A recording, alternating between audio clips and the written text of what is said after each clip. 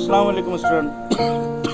Welcome to our Sewri Crossroad Lower Primary Municipal Semi English Standard 4th e-learning class. Today's date is 21st October 2020. So today we are going to see on page number 20. So let's see. So there is two questions. So first question is, read the following words aloud and copy them in your notebook.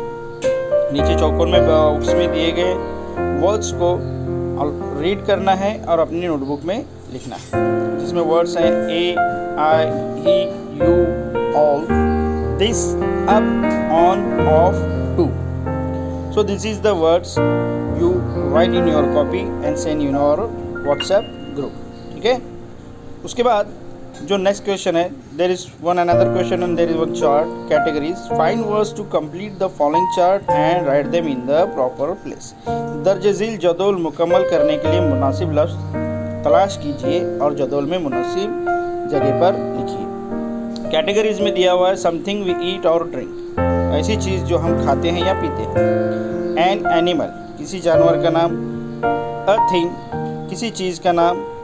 An action, यानी कोई action. और letters हैं A, B, C, P, T, M, W.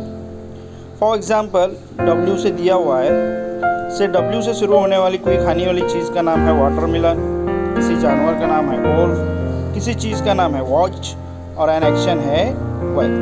तो इसी तरह आपको ये table मुकम्मल करना है. Okay, thank you.